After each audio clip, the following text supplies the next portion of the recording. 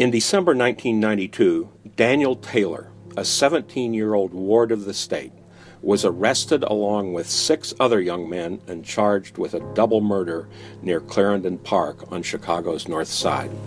The crime occurred the previous month, on November 16, 1992. Neighbors heard someone breaking into an apartment, followed by gunshots. The building manager called police as the assailants fled. It was 8:42 p.m. 2 weeks after the murders, police arrested 2 teenagers on unrelated charges. During interrogation, they confessed to the murders, naming Daniel Taylor and 5 others. Taylor and the others all proceeded to confess, each implicating one another. But well before murder charges were filed, Taylor remembered that he had been in police custody the night the crime occurred. In fact, Chicago police documents showed that Taylor had been arrested for disorderly conduct at 6:45 p.m. on November 16th, almost 2 hours before the murders.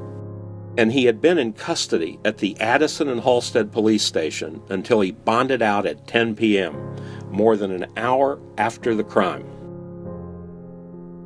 Despite having police documents backing up Taylor's claim of innocence, Cook County prosecutors brought murder charges against him and the other young men. At trial, the only evidence against Taylor was his confession. His defense attorneys presented his seemingly airtight alibi, backed up by his arrest report and the testimony of 3 police officers. But prosecutors argued that the police records were wrong and presented the testimony of 1 police officer who claimed to have seen Taylor near the crime scene that night. The jury convicted Taylor, and the judge sentenced him to natural life in prison. Although I heard the words natural life, I heard it, but I didn't hear it. It's like, I knew that was a lot of time. That was till death that they wanted me to be in prison. They wanted me to wake up to some bars and die looking at bars. And it didn't hit me right away. It didn't hit me till maybe a few days later, because I was just numb, just like a walking corpse, basically. In 2001, Chicago Tribune reporters Maurice Posley and Steve Mills interviewed Taylor and began investigating his case. They found new evidence backing up his story, including an interview with a man who had been in jail with him at the time of the murders. Relying on the new evidence, Taylor filed a petition for post-conviction relief, but it was denied. A short time later, Karen Daniel of the Center on Wrongful Convictions began representing Taylor. Well, the turning point in prison that gave me hope was the day that I got a letter from Northwestern telling me that they had read over my files, and they said that they believed that I was innocent and that they wanted to help. In February 2012, the Illinois Attorney General's office revealed in federal court that the Cook County State's Attorney's Office had improperly withheld clear-cut evidence of Taylor's innocence prior to his 1995 trial. Getting into federal court turned this case around. At that point, the Illinois Attorney General's office became involved.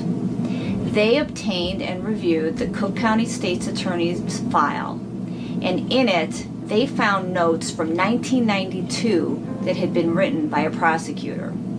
Those notes corroborated Daniel's alibi, but no one on Daniel's team had ever seen them. Those notes had been sitting in the Cook County State's Attorney's file for 20 years. After that discovery, Karen Daniel obtained a sworn statement from the officer who was in charge of the lockup when Taylor was released.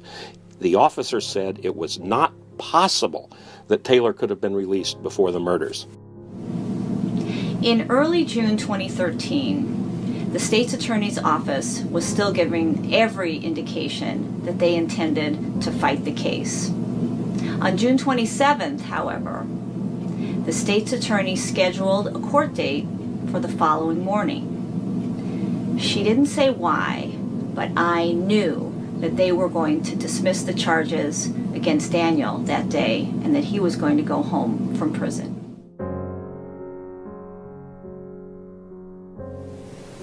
Here I sit before you today, a free man, exonerated, cleared of all charges, and received my certificate of innocence.